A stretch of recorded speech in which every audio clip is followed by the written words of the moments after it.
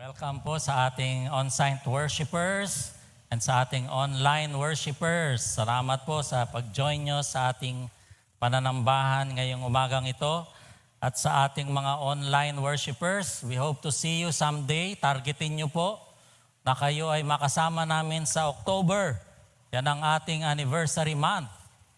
Sa October 25, ang ating anniversary Sunday, nawa lahat po kayo na nag-o-online ng ilang buwan na ay makasama namin. So targetin nyo po yan. Goal natin na makasama kayong lahat dito sa ating pananambahan October 25.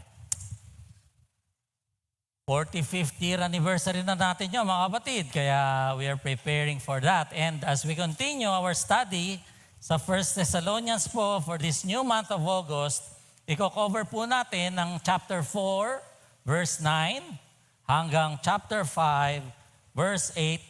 Sa September, matatapos po natin ang 1 Thessalonians. And sa October, ang ating pong anniversary month, ang ating pong topics ay tungkol sa ating theme for our 45th year anniversary. At sa atin pong natunghayan so far sa ating 1 Thessalonians chapter 4, nakita po natin na si San Pablo po ay humihimok, nagsusumamo, ay nag-encourage, nag-exhort sa mga Thessalonians at sa ating lahat to excel even more in living to please God. Nakita natin ng unang Sunday that it was more of a request, but at the same time, stronger than a request, na urging po ang sinasabi niya na tayo ay lumakad, na namumuhay, na may nagbibigay ng kaluguran sa Panginoon. And we are to excel even more sa lakad na yan. Sabi nga natin, that's the biggest room for all of us, our improvement in walking to please God. Last week, pinakita po sa atin ni Pastor Eric na a life that pleases God is a holy life. At dati, ang naalala ko, sabi nila, God is more concerned with your holiness than He is with your happiness. Abay, natututunan ko po last week. Abay, hindi naman pala kailangang exclusive yun. If you live a life of holiness, eventually, it will lead to a life of happiness. Kaya yan daw po isang paraan na tayo ay maging bigay kaluguran sa ating Panginoon, specifically sa ating buhay sexual purity po yan. This morning, we will have a simpler, easier, more practical way na paano pa ba natin improve ang ating life that pleases God. And by way of introduction, I thought about sharing na sa ibang bansa po, merong isang community na sinisimplihan nila ang kanilang buhay. Sila po ay bihira gumamit ng mga sasakyan de motor, mga karwahe, kabayo, ang kanilang ginagamit. Ang mga eskwelahan nila ay simpleng lang, ganyan lang ang itsura, parang little house on the prairie. Sila po yung Amish community. Pero ang kapayapaan na kanilang naranasan sa simpleng buhay ay nabasag noong October 2, 2006. Diyan po sa lugar na yan sa Pennsylvania. Ano pong nangyari dyan? Ang nangyari po dyan, may isang mama na medyo may mental health issue. Pinasok po niya ang isang schoolhouse, one-room schoolhouse. At hinostage po niya ang mga estudyante. Pinalabas niya yung mga adult at mga lalaking bata. At ang naiwan doon ay 10 mga batang babae na estudyante, ages 6 to 13. At yung pong nakalaya ay tumawag ng 911, kaya nagdagsaan po doon ang lahat ng media. Malayo po sa kabihasnan, kaya satellite media pa, satellite ang kanilang connection. So ano pong nangyari dyan? Tragically, nagkaroon po ng shooting incident dyan at namatay ang 5 estudyante bago nagpakamatay mismo yung shooter na si Charles. So, ang expectation po ng media ay i-interview nila yung mga tao na galit, na magpe-press conference, na may talk show, na may debate, na may lahat po nung sensationalized ang kanilang ini-expect kasi namatayan. They will cry out for justice, mga ganyan-ganyan. Yung pong taong yan, si Charles po ay taga ron din sa community na yun. Amish po yan, may asawa yan at may anak. Ang nangyari po, walang gulo. Walang media, walang... The Amish community just simply opened their homes daw po sa gustong mag-interview. Walang rally, walang protesta, walang parada, walang kung ano-ano. At ang pinagtakahan pa nila, lalo, bagamat yung buong community na yon ay nagluluksa sa kamatayan ng maraming bata, sila rin pong mga kapitbahay ang nakiramay saan? Sa balo ng shooter. In fact, nagsimula pa sila ng charitable fund para sa mga anak ni Charles.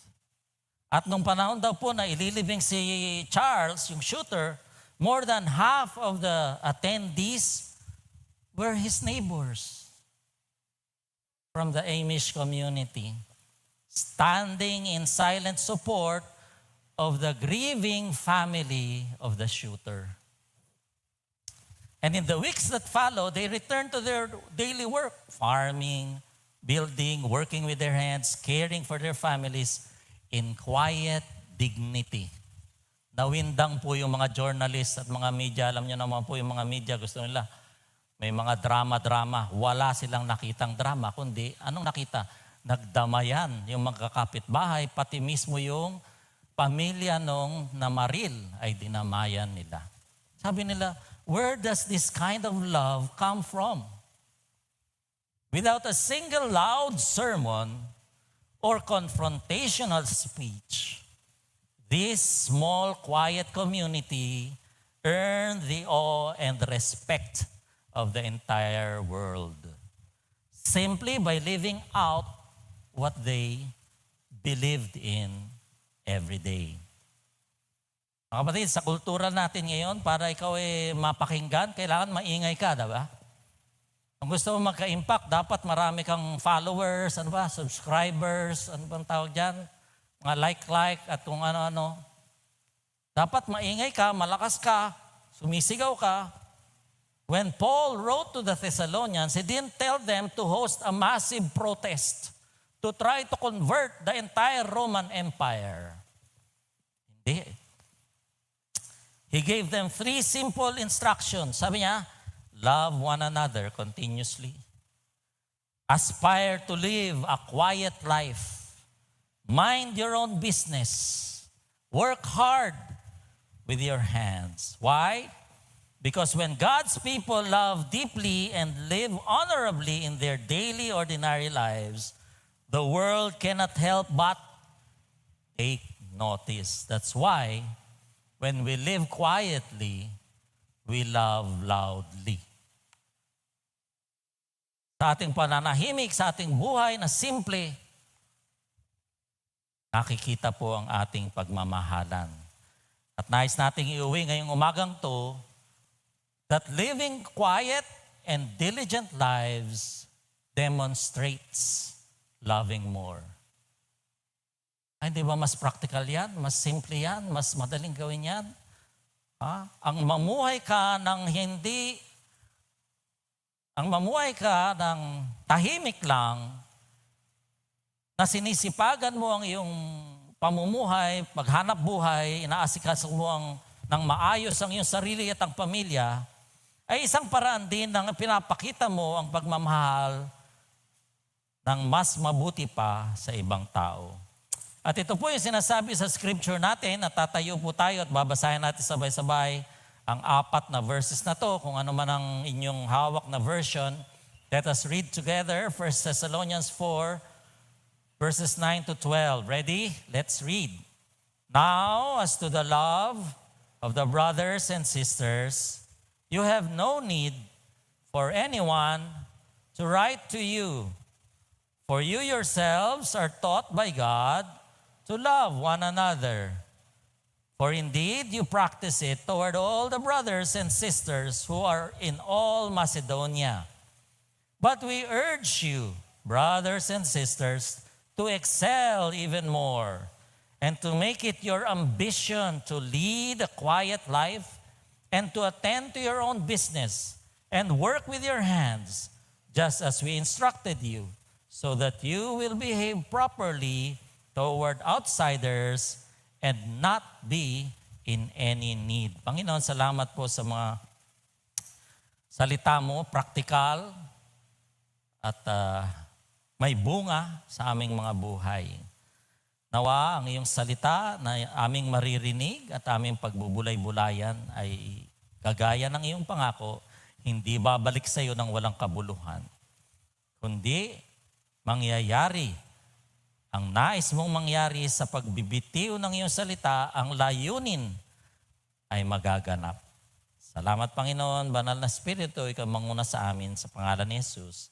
Amen. Maupo na po tayo. Pleasing God. Excel more daw. How? Sabi natin, be holy. Sa ating sexual lives, sexual purity. And when you become holy, you become happy. The second way to please God is by loving more. At ano ba yung motivation dyan? But before we go to the motivation, sabi po doon sa verse, tungkol sa pag-ibig, mga kapatid, hindi na namin kayo dapat paalalahanan. Kasi, alam na this. Alam nyo na yan. At tinuro na yan ng Diyos sa inyo. Paano ba yan tinuro ng Diyos? Alam nyo po yung love dyan, ay yan na nga, Philadelphia nga yan eh. Philadelphos. The city of brotherly love. Philadelphia sa USA. Kasi love po yan ng magkakapatid, ng iisang ama, kagaya ng ating nararanasan dapat sa ating mga magkakapatid. Ano po? At tayo, sabi, all believers po yan. Lahat po ng mga kapatiran na anak ng Diyos, saan man sila naroroon, ang admonition sa atin ay mahalin natin, kaya pinagpipray po natin yung mga taga-ibang bansa, yung persecuted na brothers and sisters natin, mga kapatid, nawa pinagpipray nyo kahit wala kayo dito sa church. Kahit sa inyo lang sariling mga bahay, alalahanin nyo sila mga kapatid. Araw-araw ang kanilang oppression, ang kanilang paghihirap na hindi natin nararanasan dito. Hindi natin ma-imagine because we love them. Because we are all under God the Father. Tinuruan na raw sila ng Diyos, kaya hindi na dapat paalalahanan. So ang una nating motivation to love more is really God. Why? Because God is love. Period. Tapos. God is love. If you need any more motivation, that's it. God is love. Pangalawa, sabi, we love because God first loved us. Kaya tayo ay nakakapagpakita ng pagmamahal, pag-ibig, dahil tayo ay una ng inibig ng Panginoon. Naranasan nyo na ba yung pag-ibig ng Diyos? Mga kapatid, amen. Minsan, di nyo nararamdaman yan. Lalo na pag patong-patong ng problema. Tama, may sakit ka na, may matrikulang kailangan bayaran, nasa ospital ka, nawalan pa ng trabaho, sabay-sabay, patong-patong. Di na ako love ni Lord. Yun ang inyong pakiramdam. Pero anong totoo? God is love. Amen? Ay parati natin paalala sa sarili natin yan, mga kapatid. But not only are those two true, but it's also true that God commands us to love. Kaya sabi niya, alam niyo na yan, kasi sinabi na ng Diyos sa inyo yan, tinuruan na kayo ng Diyos at God is love. Saan? Sa Old Testament. Sabi sa Leviticus, you shall not take vengeance, but you shall love your neighbor as yourself. Tingnan nyo, love your neighbor as yourself. Nung panahon na yan ay radical din yan. Nung Old Testament pa po yan. Pero sa Leviticus din, kahit daw foreigners, strangers, hindi na yung kasama sa Israel, mga kapatid. Di na nila kababayan yon. Sabi pa rin ng Diyos, love strangers, sabing ganon. And in the New Testament, ganon din ang sabi sa New Testament. Sabi ni Jesus, binasa na kanina, a new commandment I give you, that you shall love one another as I have loved. Bakit new commandment? Kababasa lang natin ang Old Commandment. Old Testament yun, Leviticus, wala pa si Jesus. But sabi ni Jesus, a new commandment. Di ba niya nabasa yung Leviticus? Nandun na yun Jesus. Anong bago? Anong bago mga kapatid? Kanina, love your neighbor as yourself. Ngayon, love your neighbor as what? As I have loved you. Magkaiba po yun Kasi kung mahal natin sarili natin, ba't naman sasaktan natin sarili natin? Hindi mo tayo papakamatay. But Jesus' love goes beyond Himself. He died for us. Kaya bago to mga kapatid, bago sa pandinig ng mga Israelita at bago sa katuruan ang sinasabi dito. So nung panahon na yun, tinuturo po ni Apostle Paul yung mga katuruan ni Jesus. Kaya tinuturo rin niya yung tinuro ni Jesus that love one another as Jesus has loved you. And maganda dyan, by this all men will know, all people will know that you are my disciples because you love one another. Eh di ba ganun nga ang reaction ng mga media doon sa Amish? Nakita nila yung pagmamahal nila doon sa kahit na there was forgiveness, there was grace, there was love even for the shooter's family. But God not only teaches us to love one another, He also helps us understand what it is that He wants us to do. God teaches us by helping us understand His command. How? Through the Holy Spirit in each and every one of us. Yan po ang ministry ng Holy Spirit. Ipaliwanag yung Scripture. Kaya nawa, wag lang tuwing linggo kayo naliliwanagan ng Scripture sa pulpito, wag lang once a week kapag kayo ay nag-small group meeting, sana ay nakakapag-small group meeting tayo every week. Kundi sa mga sarili nating pagbukas ng Bible, dapat po tayo ay naliliwanagan din. Bakit? Kasi yung Holy Spirit nasa inyo 24/7, 365. So anytime you open the Bible, it's the Holy Spirit's ministry to clarify the Bible to you. Mag-pray po tayo, na maliwanagan tayo. Kasi yan po ang trabaho ng Holy Spirit. Sabi po dito, not in words taught by human wisdom, but in those taught by the Spirit, combining the spiritual thoughts with spiritual words. So God gave us His Word. God gave us His Spirit to make His Word clearly understandable. But that's not all. Sabi nga, but wait, there's more. So it's one thing to command. No? It's one thing to give the Word, the written Word. It's one thing to make them understand. But it's another thing to enable you to carry out the command. God did not just stop by giving you the written word. Hindi po siya tumigil na binigay yung Holy Spirit para maunawaan natin yung mga utos niya. He went a step and many steps farther. Sinabi niya, yung Holy Spirit nasa inyo na. Kaya nga po last week, yung sa sermon ni Pastor Eric, yung last verse doon, last verse, sabi doon ay, bago yon, ito muna. Ito po yun, ang God gave us the Holy Spirit, sabi, because the love of God has been poured out. The reason why we can love others, kahit hindi yung, totoo nga naman, napakahirap ibigin ng iba, mga kapatid. At kung sino pa yung mahirap ibigin, at ayaw mong ibigin, yun ang ibibigay sa iyo ni Lord. Promise. May karanasan ba kayong ganyan? Ako lang? 30. And we are able to love them in spite of them. Bakit? Because the love of God has been poured out to us. And that is also the Holy Spirit that was given to us that can allow us to love others more. Kaya kung sa sarili mo lang, talagang napakahirap nitong taong to, mahalin. Huwag mong mahalin ang sarili mo. Huwag mong kayanin. Yan ang Holy Spirit will enable you to love them. Kaya yan ang maganda dyan. Hindi lang tayo sinabihan, hoy, mahalin mo yan. Hindi lang ipinaliwanag. Paano mo mamahalin? Pinaliwanag ko na sa'yo. Hindi lang yun Binigay pa yung Holy Spirit para yung Holy Spirit through you will be able to love that person. Diba? Wala na tayong dahilan. Wala na tayong dahilan. Maliwanag na yung utos. Pinaliwanag na. At binigyan pa tayo ng kakayahan na isagawa yung utos na yun.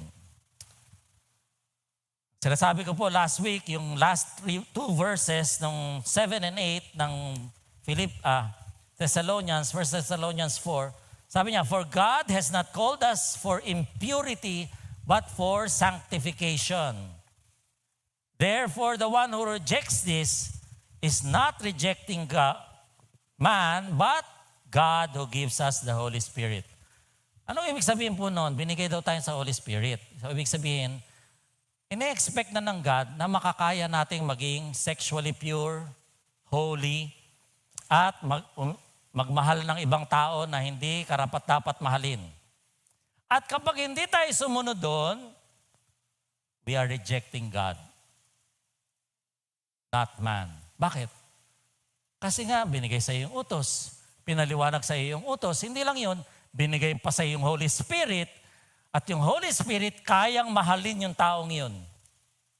Yung Holy Spirit, kayang mag-say no sa mga sexual temptations. Kaya pag hindi tayo gumawa noon, sabi dito, we are not rejecting man, but we are rejecting God Himself.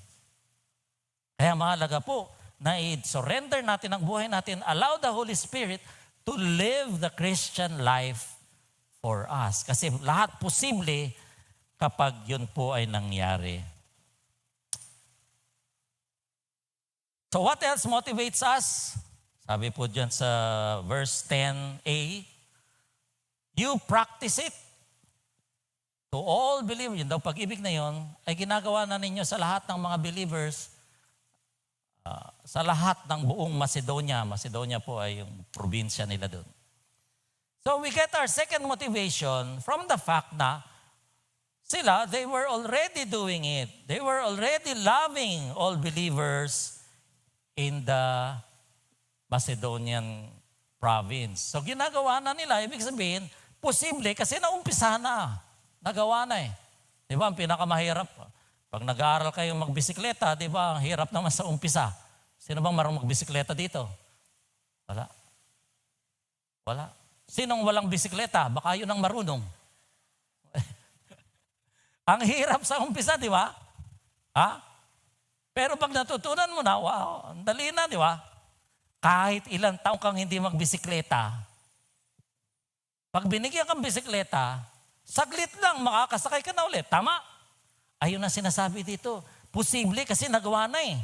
Pangalawa, dahil hindi yan umpisa, we have overcome the most difficult phase and therefore this is not mission impossible, mga kapatid. Sinasabi, tayo mga kapatid, sa totoo lang, nung tayo ay bagong Kristiyano, parang mahal natin lahat ng mga tao sa buong mundo. O nakalimutan nyo na yun, sa tagal nyo ng Kristiyano. Parang yung puso natin ay nag-uumapaw na kaya mong mahalin lahat. Nangyari, hindi. Wala. So sabi po dito, nangyari na yun, naranasan na natin yun. So pwede nating maranasan ulit. You are already doing it. And therefore, you can do it again. Hindi na po imposible na maranasan yan muli. It is the fruit of the Holy Spirit. And we only need to be willing vessels through which the Holy Spirit can manifest that love to others. But, as we said, there's room for improvement. The believer's biggest room. Kaya sabi sa second part ng verse 10, but we urge you na naman, excel na naman, hindi lang excel, even more na naman. Go pa more. Ilang beses na niya sinabi ito sa buong letter na Thessalonians. Mga kapatid, pangatlo na yata, panglima na yata paulit-ulit. Kaya gusto ko itong 1 Thessalonians, mga kapatid, kasi Nung umpisa, bago akong Kristiyano, very encouraging tong First Thessalonians. At ngayon, literal na matanda na ako at matanda ng Kristiyano rin, very encouraging pa rin. Ha? Bakit nga? Kasi nga, minsan nalilimutan mo na yun eh. But here we are challenged to excel even more. Kahit na ano pang narating mo sa buhay, there is still room for more. Ang hirap ngang mahalin, Lord eh. Nakikipagtalo ka pa minsan eh, no? Ha? Ikaw nga, mahirap ka rin mahalin. Sabi naman ni Lord sa'yo. Minahal naman kita. Kaya natin to. Ay wag, hindi ko kaya, Lord. Ikaw na lang. Ayun ang ibig sabihin nyo ng susi. Allow the Holy Spirit to love that unlovable person for you. You can love by faith. Kaya nga faith ay importante po sa paglago natin mga Kristiyano. We can love all believers by faith. Sabi po ng isang commentary, more love is always a potentiality. Oh, lalim nga. For Christians, because the example of Christ Himself, na binasa natin sa mga verses na ito. Ano yung John 15:12? This is my commandment, that you love one another just as I have loved you. May kasunod yan, greater love has no one than this, that a man lay down his life for his friends. Sino daw ang friends niya? Yung nag-o-obey sa kanya at yung sumusunod sa kanya. At yung potential na yan daw na to live because the ultimate and example is infinite and can only be approached, not fully reached. Sabi ko, ba't na lang hindi, more love is always a possibility. Bakit ba hindi na lang possibility? Magkaiba ba yung possibility at potentiality? Magkaiba ba yun? Linggo ng wika, akala ko diretso ng Tagalog tayo kanina, Ate Kim eh. Bilib na sana ako eh. Magkaiba daw po yan. Ha?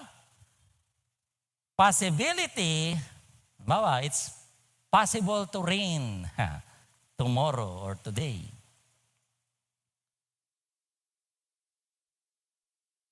Pero yung buto ng papaya, hindi lang possibility yun. May potential yun na maging puno ng papaya at magbunga. Naintindihan niyo pagkakaiba? Tayo pong lahat may potential to love others. Why? Why? Potential, why? Nasa sa atin daw po kasi yung, sino? Yung Holy Spirit. God gave you the Holy Spirit. God poured out His love through the Holy Spirit. So hindi lang tayo possibility mga kapatid. Kasi pag sinabi yung possibility, pwedeng hindi, pwedeng hindi. Potential. At ang sabi dyan, we will always have room to love more because meron tayong potential na yan, mga kapatid. Fruit yan eh. Fruit ng Holy Spirit. So isipin nyo mga kapatid, sino ba talaga yung tao na hirap kayong mahalin? Sige na, isipin nyo lang kahit hindi na inisip eh. Alam na talaga agad. Alam na agad, matik na po. Nasa isip ko na matagal na. Hindi nga ako makatulog dahil sa taong yan. Mga kapatid, samantalang yung taong di ka makatulog, pero yung taong iniisip mo, sarap ng tulog. Eh di ba ikaw lugi nun? Mahalin mo na lang. Sasarap pa tulog mo. Di ba? Patawarin mo na lang.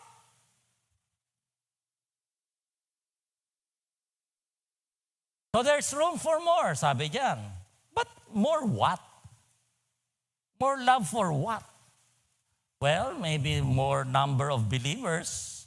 Wala nga namang kilala lahat ng mga Thessalonians yung 100% ng taga-Macedonia. So pwede pa makilala nila.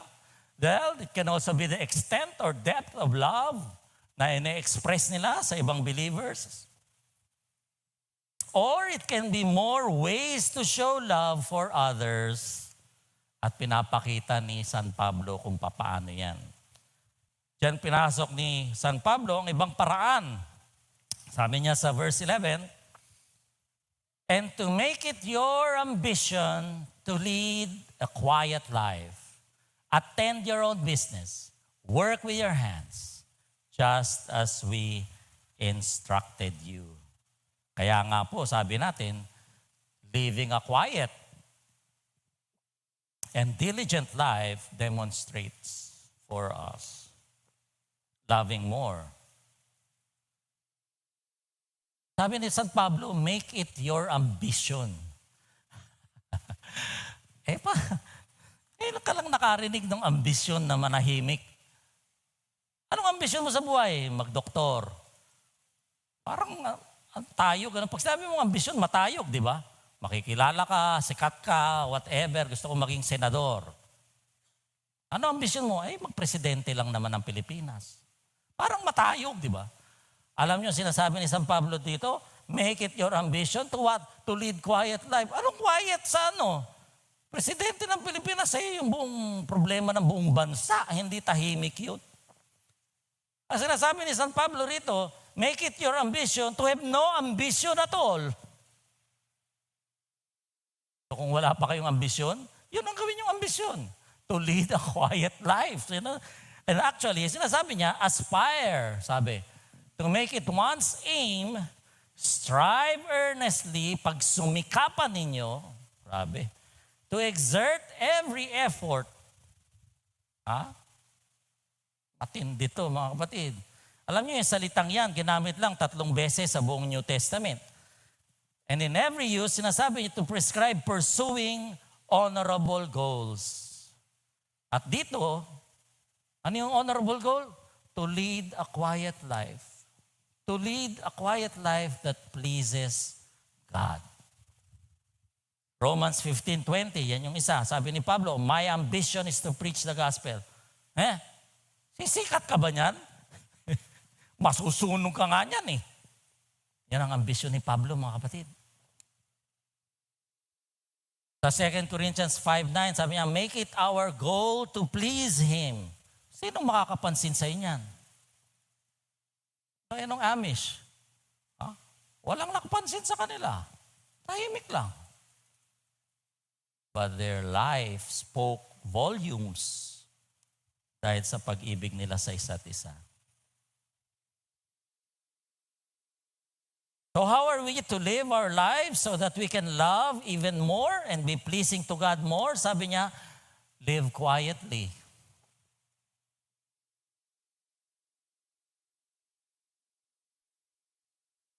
Live quietly. Ano ibig sabihin yan? Ay sabi po ng mga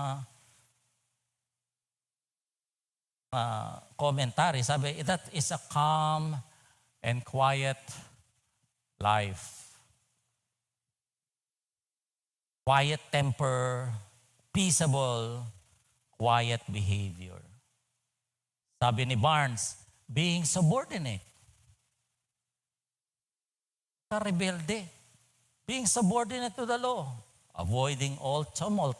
Ano yung tumult? Gulo. Huwag kang maggulo. Huwag kang magsimula ng gulo, kapatid. Paano magiging tahimik buhay mo niyan? Sabi pa ng isang commentary, live peaceably in their own families and give no disturbance to other families by tale-bearing. Ano yung tale-bearing? Maritesing in Tagalog. Whispering, backbiting, not to create and encourage factions, pagkakahati-hati, sa tahanan o sa simbahan. Huwag kang magsisimula niyan, kaaway mo ang Diyos niyan. Or in any of the churches of Christ, to emulate and strive to outdo each other, kompetensya parati, as who shall have the honor. Yun daw dapat ang kompetensya natin. Na tayo ay sino ang pinakatahimik sa atin, pinaka-most peaceable member of the community. Sino naman nag-uunahan yan? May tropeyo ba? May medalya ba? Ito pinakatahimik. Ito hindi. Yung pinakamaraming subscriber, yun ang nire-reward. Yun ang mundo, mga kapatid. Baligtad tayo mga Kristiyano. Hindi yun ang ating goal. Hindi bagay sa Kristiyano ang palaaway. Hindi yan Christ-like, mga kapatid. Secondly, sabi niya, pray private. Live privately. What is that? What does that mean? To attend to the duties of your worldly calling, to avoid idleness. Keep your own affairs in order. Yung sarili mong buhay, ang ayusin mo. Huwag mong Huwag mong pangimasukan yung buhay ng ibang tao. Ayusin ko yung buhay mo. Yung buhay mo, kumusta? Ayos na? Those who meddle with other people's business commonly neglect their own. Tingnan mo yan. Naayos mo yung buhay sa kabila. Buhay mo, sabi. Usually, why? Usually goes hand in hand with idleness. Walang magawa. Yung walang magawa, yung idle, yung walang magawa sa panggugulo, pangingialam, panghihimasok sa buhay ng may buhay, ay walang sawa. Huwag daw po tayong ganun, mga kapatid. Ano ba yung meddlesome na yan? Ang meddlesome po ay troublemaker daw. Who can't mind their own business. Ano sila? Sila ay intrusive, nanghihimasok. Pero unwanted naman sila. And overly eager to interfere. Gustong-gusto talagang mangialam sa buhay ng ibang tao. Hindi po tayo ganyan.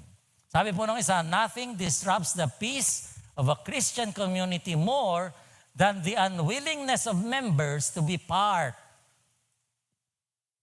part in the responsibility of maintaining that peace.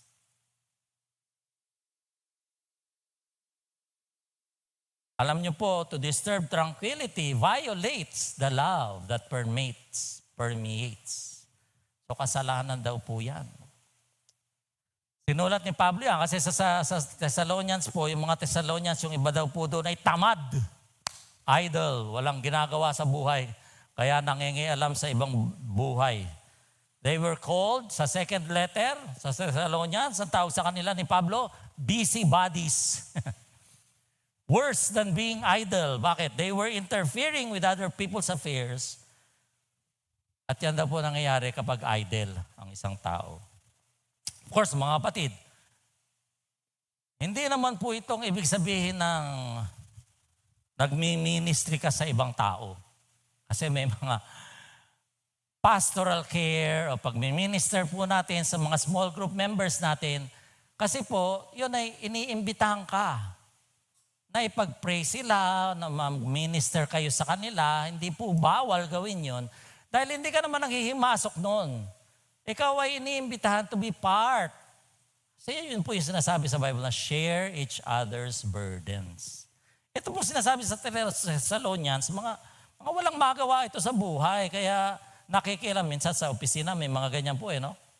Tatrabaho kang gano'n, tapos may marinig.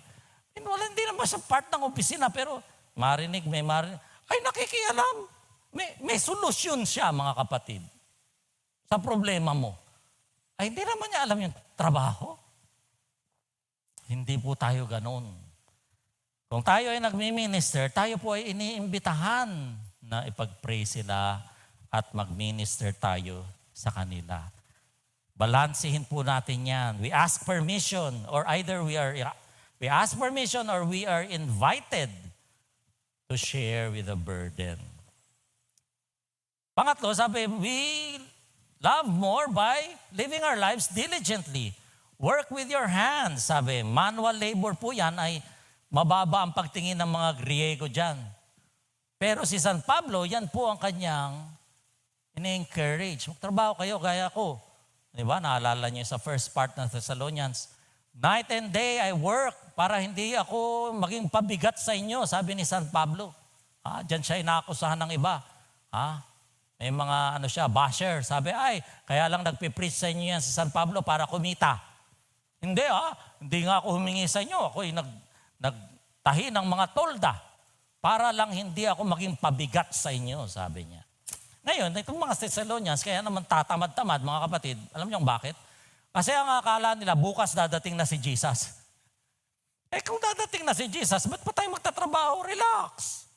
Hingi ka na lang. Ah, Christians must never evade their daily responsibilities under the pretense of proclaiming or preparing for Christ's return, mga kapatid. Hindi po yan. Mismo sabi ni Jesus, mismo nagsabi, hindi ko alam kung kailan ako babalik.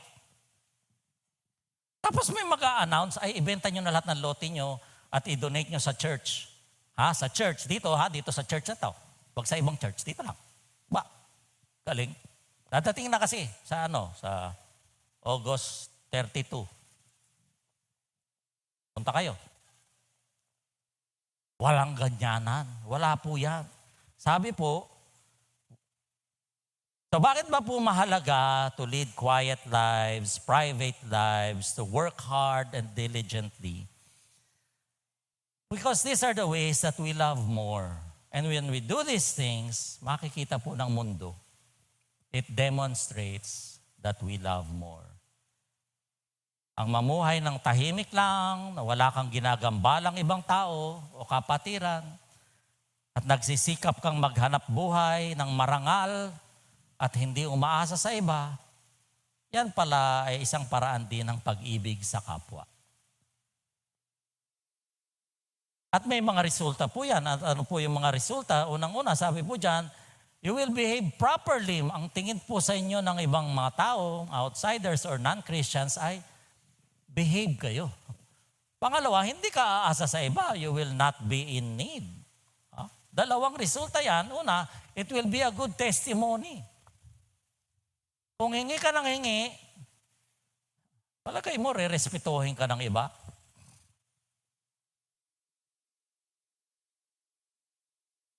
Meron po ngang text sa akin eh.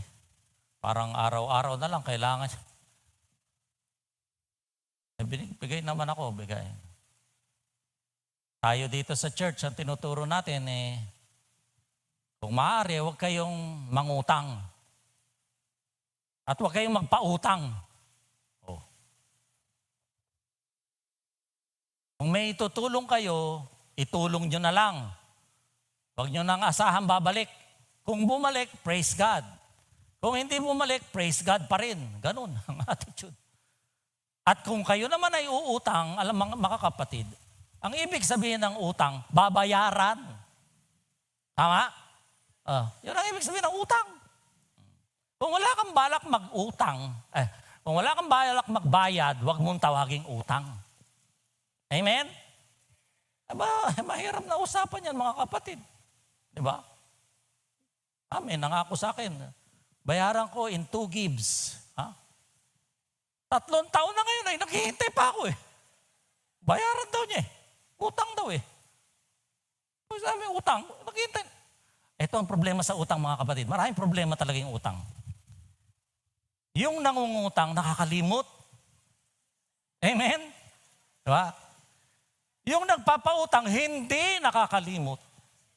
O diba? Kaya huwag ka na lang magpautang. Tulungan mo na lang. Kapatid, pautang ng 5,000.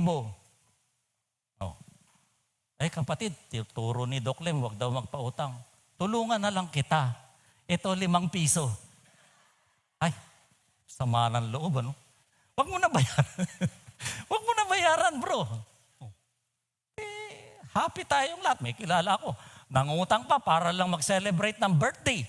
Mga kapatid, huwag kayong mangungutang para lang mag-celebrate ng birthday. Anong logic dun? Kung di nyo kaya maghanda, huwag kayong maghanda.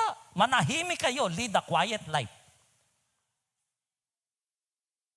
Dahil nangutang, 3,000 yata yun, 5,000. Birthday, 5,000. Oh Lord. Patang maliit na musmus pang wala namang kamuang-muang. Nabaong ka na sa utang dahil lang sa birthday noon. So, nung nangutang siya, hindi siya makabayad. Di siyempre, ayaw niyang magpakita doon sa inutangan niya. So, kahit kapitbahay niya yun, sa halip na dito siya dadaan, mga kapatid, dito dadaan, sa kalyeng to. Saan siya dadaan? Layo.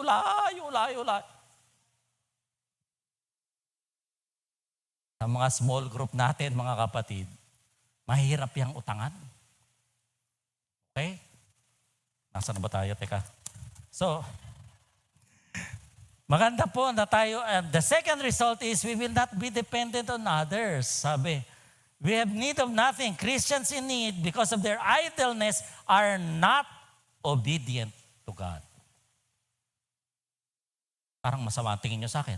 Basahin natin sabay-sabay. Ready, go. Christians in need, because of their idleness, are not obedient. Christians, mga kapatid. Alala ko noon may kaibigan ako, nag-text na gano'n. Haba-haba ng text niya. Tulungan daw siya. Ako pa nire-rebuke, sabi. Alam mo, sabi sa Bible, how can you say that you love your brother when he is in need and you have the means to help and yet you do not give for his need? Rebuke ako, mga kapatid. Eh di, sinyeran ko rin ang verse. Sabi rin po sa Thessalonians, 2 Thessalonians, sarali na, he who does not work, let him not eat. Topo-topo na kami. Alam ko kasi may bisyo, mga kapatid. Alam kong may bisyo, ayoko tulungan. So sabi sa Thessalonians, kanina sabi natin, first part, as last week, sabi natin, merong another way of excelling more in pleasing God. And that way is to live quietly, to take care of your own affairs, to take responsibility, to work hard, and be financially independent. Yan po dilema ng mga retirees. Kasi kung wala kang retirement fund, ako po, hinahanapan ako retirement fund ko . Nung panahon namin, wala man nagtuturo ng mga retirement na yan. Unang-una, yung sweldo mo naman, kasyang-kasya lang . Sa dami ng gastos mo, may mga pinapaaral ka pa, wala ka nang masubi. Ngayon, marunong na yung mga kabataan, meron silang ilang percent na pang-retirement, ilang percent na pang-emergency, may mga ganyan pa . Kami wala. So, nasa na retirement mo? Ayan, inaapakan mo. Yung bahay ko na lang, retirement ko. Wala. Pero dito, sabi, maganda if we can be financially independent kahit po tayo ay retired na sana. Of course, kung kaya pa. Kung hindi, ay talagang by faith tayo mamumuhay lahat. Amen? Masaya rin yon by faith. Di natin alam kung saan kukunin yung next meal. But kung kaya po, lalo na kung mga bata pa at kumikita pa, then magsubi na po kayo so that you shall be financially independent. Hindi bagay ang palaaway sa Kristiyano. Lead a quiet life. Hindi bagay ang tamad sa Kristiyano. Work hard. Hindi bagay ang palaasa sa Kristiyano.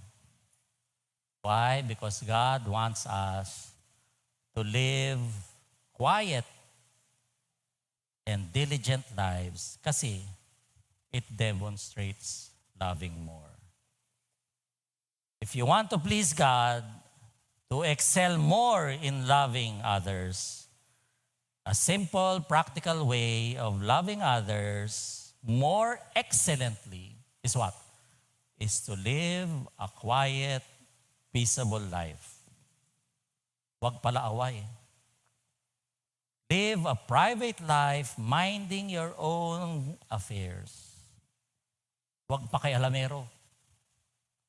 Live a diligent, hard-working life. Huwag tamad at huwag palaasa sa iba. That's how you love others more. That's how you please God in your life even more. Manalangin po tayo.